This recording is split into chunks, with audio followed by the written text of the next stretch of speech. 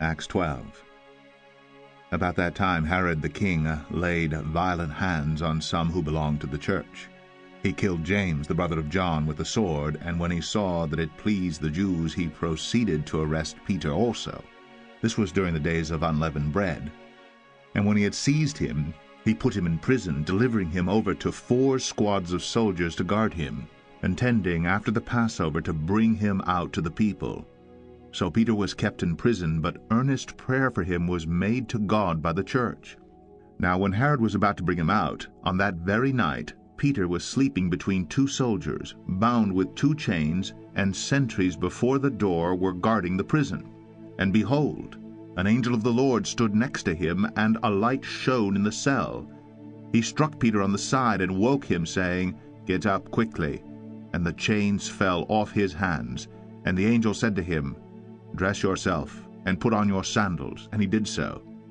And he said to him, "Wrap your cloak around you, and follow me." And he went out and followed him. He did not know that what was being done by the angel was real, but thought he was seeing a vision.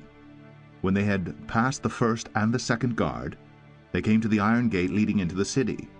It opened for them of its own accord, and they went out and went along one street, and immediately the angel left him.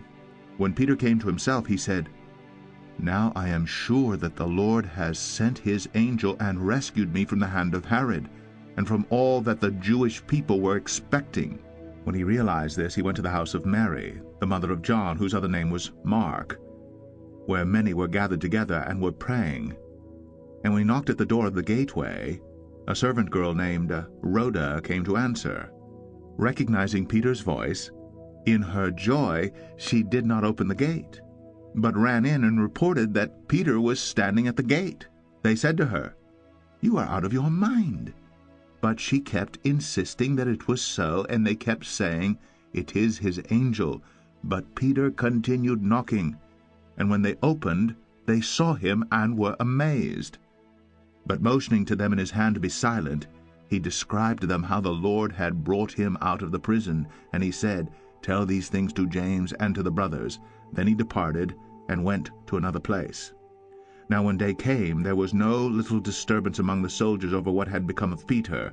And after Herod searched for him and did not find him, he examined the sentries and ordered that they should be put to death.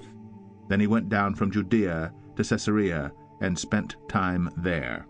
Now Herod was angry with the people of Tyre and Sidon, and they came to him with one accord, and having persuaded Blastus, the king's chamberlain, they asked for peace, because their country depended on the king's country for food.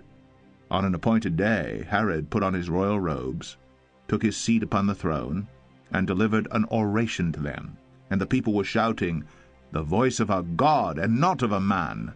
Immediately an angel of the Lord struck him down, because he did not give God the glory, and he was eaten by worms, and breathed his last.